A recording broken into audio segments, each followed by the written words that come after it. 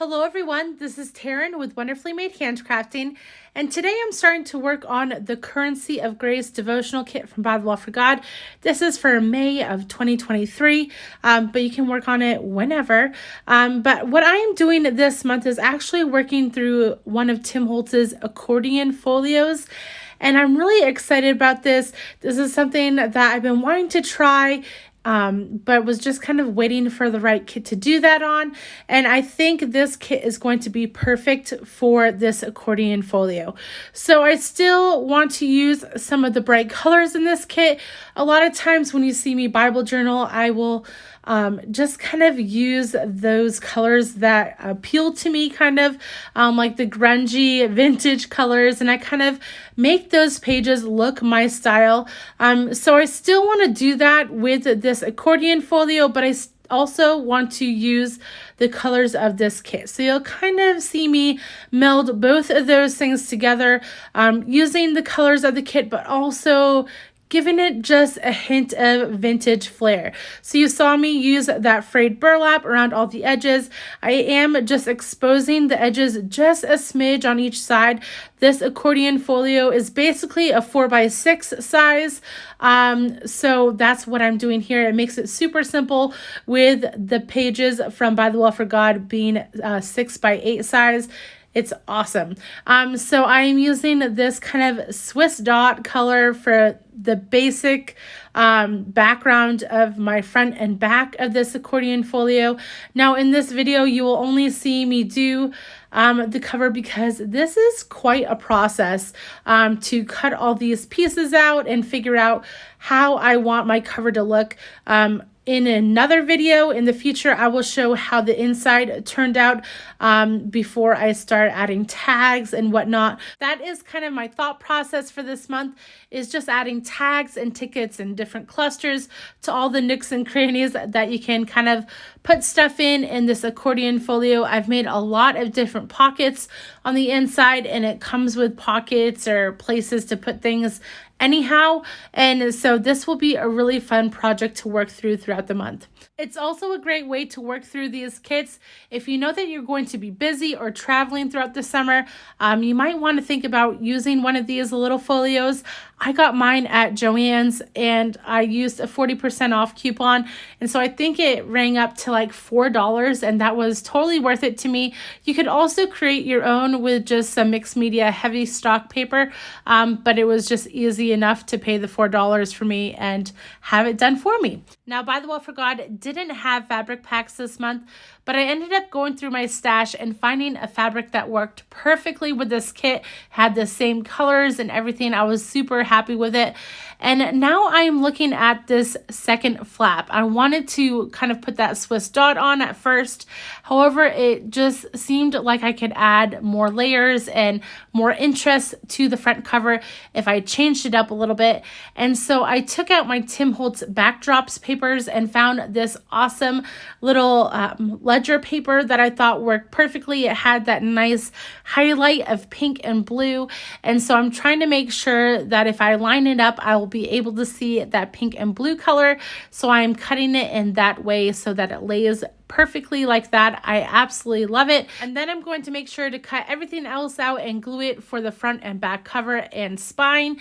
And that way we can start working on the cluster on the front of this cover. Now, like I said before, I know that I want to add that fabric that I had in my stash. I also have some lace that I want to add underneath it because the more texture on the front cover, the better. The bulkier, the better. I don't know. I love all that kind of stuff. And working in this accordion folio, although it's hopefully going to be amazing, and I think it will be, you only have about ½ an inch of space that you can add bulk to in the interior of this accordion folio. So I need to try to make it as flat as possible. So, you know, all the texture that I can add that is flat in the interior, the better. But on the cover, I'm bulking everything up and adding foam tape and stuff like that. So what I've done here is I've cut the lace in half. I'm using some fabric tack glue. Now, obviously, as you can see here, I do need to iron my fabric. I will also add lace to the back side too, so it matches up. But I'm going to fast forward because you don't need to see me iron. Okay, now that the fabric is nice and flat, I'm going to add a generous amount of fabric tack glue to the spine of this book and to the covers. I am smoothing it down with my finger a little bit. I guess I really didn't need that thin piece on the spine because it is being totally covered up, but I didn't know that at the time. I didn't know if I was going to make a tie with this fabric, which would have been equally as cool, but this is what I went with, and so, you know, hindsight bias. Kind of.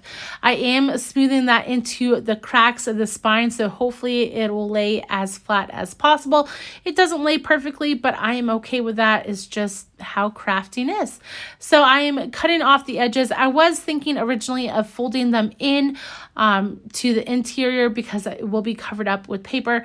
However, the way this accordion folio is, I can't flip it into the interior because of a couple of flaps and whatnot. So that just wouldn't work. So I'm okay with fraying edges because I like that look anyhow. I have this little journal card from the kit, God's receipt of purchase. And then I also wrote the devotional title and month on this little label with my typewriter. As you can see, I had a little oops, but no worries. I just flipped it over and started writing it again. It actually wasn't a misspelling or anything. It's just my typewriter decided to go a little haywire. But I will cover that up with that little birdie. I will distress this little receipt before I add it onto my cover.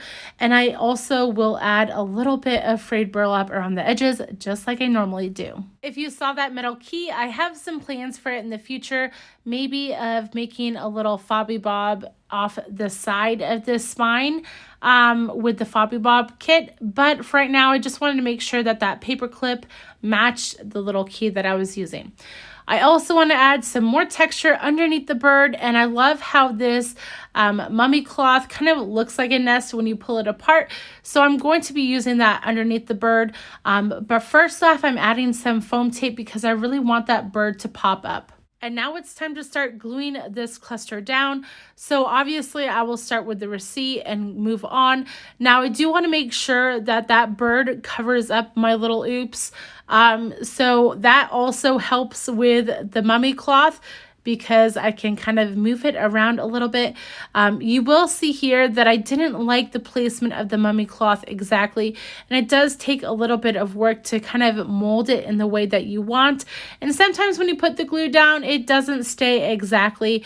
A lot of times I would use staples to hold down the mummy cloth, but I don't want the staples going on the other side. So I'm trusting that this Barely Arts glue will hold it, but I also hope that that foam tape will hold it down as well with the bird. So I'm just going to hold it there for a second. It does end up working just fine, and nothing is falling off. But I do decide that I want a little bit more mummy cloth on the bottom portion of this nest. It kind of got stuck on the foam tape, I think, and so it kind of pulled it up.